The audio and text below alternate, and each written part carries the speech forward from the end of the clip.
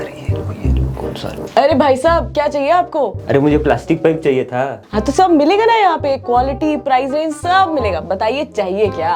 अरे नहीं plastic pipe चाहिए, बट उसके साथ मोल्डेड फर्नीचर भी चाहिए था, बट वो आपके पास दिख नहीं रहा है। ओ भाई साहब, आप यहाँ आइए। यहाँ आपको प्लास्टिक पाइप्स, मोल्डेड फर्नीचर के साथ साथ पैकेजिंग प्रोडक्ट्स भी मिलेंगे, और अगर सब यहीं से लोगे तो अच्छा डिस्काउंट भी मिलेगा। देखो भाई साहब, हम ना पाइपिंग और एडिसिव्स में अभी इमर्जिंग प्लेयर है। ये इनकी तरह 100 चीजें नहीं बेचते, एक दो चीज बेचेंगे, लेकिन बेचेंगे एकदम क्वालिटी की। क्वालिटी? तो हम क्या बुरी क्वालिटी के बेचते हैं? अरे बस, कौन बताएगा इन दोनों में से बेटर कौन है?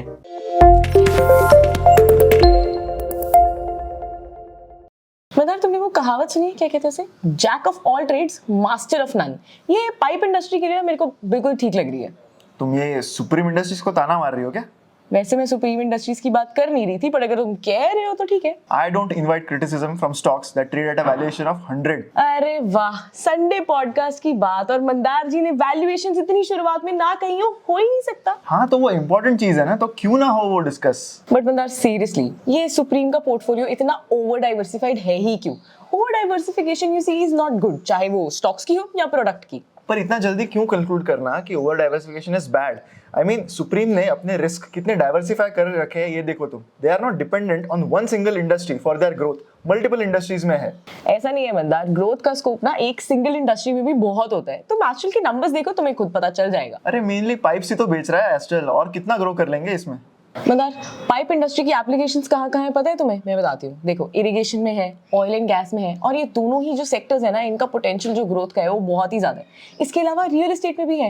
इतना ज्यादा इनकी जरूरत पड़ती है, इतना ज्यादा ग्रोथ है, तो प्रॉब्लम कहाँ है फिर? लेकिन तुम एस्ट्रल के मार्जिन्स देखो, FY21 में 21%, वहां से FY22 में 18% हो गए। हाँ, तेरे सुप्रीम ने तो बहुत तीर मार दिया ना, 20 से 16% पे है उसके मार्जिन। उसका क्या? तू रुक, श्रेनिक को पूछते हैं, उसको सब पता है। श्रेनिक, तू बता तो जरा। बेसिकली जो रॉ मटेरियल के प्राइसेस की वोलेटिलिटी है, उसने दोनों ही कंपनीज को इम्पैक्ट किया है, क्योंकि इन दोनों कंपनी का डिपेंडेंस एक ही मेजर रॉ मटेरियल पे है, दैट इज़ PVC। और PVC के प्राइसेस लास्ट 2 साल में काफ़ी ज़्यादा वोलेटाइल रहे हैं, और बाकी इन्फ्लेशन का इम्पैक्ट तो पूरी इंडस्ट्री पे ही पड़ रहा है। ठीक है, ये पॉइंट ड्रॉ रहा आस्था, लेकिन तुम ये देखो कि एस्ट्रल भी तो डाइवर्सिफिकेशन कर रहा है। वो पाइप्स के बिजनेस से पेंट्स में गए, एडिसिव्स में गए, सैनिटरी वेयर में गए, तो डाइवर्सिफिकेशन तो एस्ट्रल भी कर रहा है। और ऐसे सेक्टर्स में जाना ही क्यों जहाँ इतने बड़े जायंट कंपनीज हो। कौन से जाइंट्स? अरे एडिसिव्स में पिडिलाइट है, पेंट्स में एशियन पेंट्स है। ऐसे सेक्टर्स में क्यों जाना जहाँ पर इतने बड़े कंपनीज ऑलरेडी हो? पाइप सेक्टर ग्रो कर रहा था ना, तो वहाँ वहीं पे रहे। मतलब तुम मान रहे हो कि पाइप्स इंडस्ट्री की ग्रोथ काफी अच्छी है। एंड FYI, कभी तुमने एस्ट्रल के एडिसिव्स के नंबर देखे? तब तुम्हें पता चलेगा। ऐसा क्या है भाई, नंबर्स में ठीक ठाक ही तो है। 1000 करोड़ का रेवेन्यू है, बस ठीक है। पहली बात तो 1000 करोड़ कम नहीं होते, ऊपर से 1000 करोड़ का रेवेन्यू FY22 में है।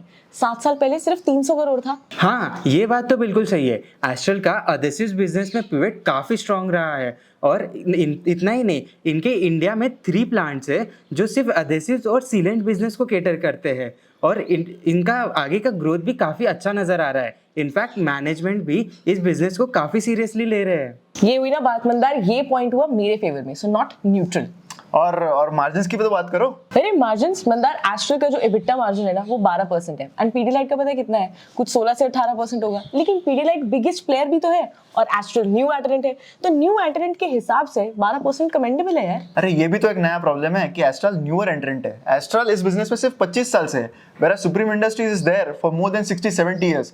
एक्सपीरियंस होने से फर्क तो पड़ता है। मतलब ये क्या बात हुई कि पुराना प्लेयर है तो बेटर है? ऐसे तो नई कंपनीज जो भी आएंगी उस हिसाब से तो उसमें इन्वेस्ट ही नहीं करना चाहिए। तुम ना एक बार स्टॉकोमीटर पे जाओ, है ना सब्सक्रिप्शन, उस पे चेक करो उनके रेवेन्यू के नंबर्स एंड प्रॉफिट के नंबर्स। क्या अमेजिंग ग्रोथ है यार। In short I must say growth engine है। तुम चाहे मुझे कितना भी ताना मार लो, I always feel that growth always comes with valuation risk. अगर हम एस्ट्रल के नंबर्स देख ले तो बेशक उन्होंने ग्रो किया है। इवन आई एग्री कि Astral grows at a better pace than Supreme, but Supreme के केस में valuation appears reasonable, which is not the case with Astral. मतलब अगर मैं हिस्टोरिकली बात करूं तो एस्ट्रल का जो PE रेशियो है वो काफी हाई रहा है। लेकिन अगर मैं 3 साल, 5 साल, 10 साल की बात करूं तो उनके ग्रोथ नंबर्स भी तो कितने अच्छे रहे हैं। 30% का उन्होंने ग्रोथ शो किया है। तो वैल्यूएशंस को आइसोलेशंस में क्यों देखना, ग्रोथ भी तो देखो। लेकिन एस्ट्रल को देखो तुम, वो R&D में भी कितना कम स्पेंड कर रहे हैं, और तो और उनके केन्या में एक JV भी अनसक्सेसफुल रही थी। मंदार, कैसे डेप्थ में जाके तुमने पॉइंट्स ढूंढे हैं ना इस कंपनी के अगेंस्ट। आई एग्री कि कुछ चीजें कंपनी के लिए वर्क नहीं करी हैं पास्ट में, बट ये तो किसी भी बिजनेस में होता है ना, जो चीज वर्क कर रही है उस पर ध्यान दे रही है कि नहीं, तो फिर और क्या चाहिए। बस यार, अब मैं आर्ग्यू करके थक चुका हूँ। चल श्रेणिक, अब तू ही बता हम दोनों में से कौन जीता। देखो मेरे हिसाब से तो दोनों ही कंपनीज अच्छी है, दोनों के अपने अपने स्ट्रेंथ्स और वीकनेसेस है। अगर कोई एग्रेसिव इन्वेस्टर हो जो ज़्यादा रिस्क ले सके तो उसने एस्ट्रल की तरफ स्विच होना चाहिए, जबकि अगर कोई कंजर्वेटिव इन्वेस्टर हो तो उसके लिए सुप्रीम एक बेटर ऑप्शन है। सो आई होप आपको ये वीडियो बहुत इंफॉर्मेटिव लगा हो। इस वीडियो को लाइक ज़रूर कीजिए, शेयर कीजिए विद मैक्सिमम पीपल। मिलेंगे अगले वीडियो में। Thank you. मतलब तुमने वो कहावत सुनी है, क्या कहते हैं उसे? मेरे को पार्ट लगा ये वीडियो को, पता है बोलते हैं क्या कहते हैं उसे, मैं ऐसा बोला कि हाँ बाप रे इतना इम्प्रोवाइजेशन। मेरा 2 वर्ड्स का डायलॉग है और मंदार के 2 लाइन के डायलॉग है, मतलब 2-2 लाइन ईच। लेकिन तुम ये देखो एस्ट्रल खुद भी तो डाइवर्सिफिकेशन कर रहा है, वो भूल गया मैं। मुझे पता ही था। रुको जरा, सबर करो। मतलब तुम मान रहे हो कि पाइप सेक्टर ग्रो कर रहा है, एंड FYI मैं भूल गई।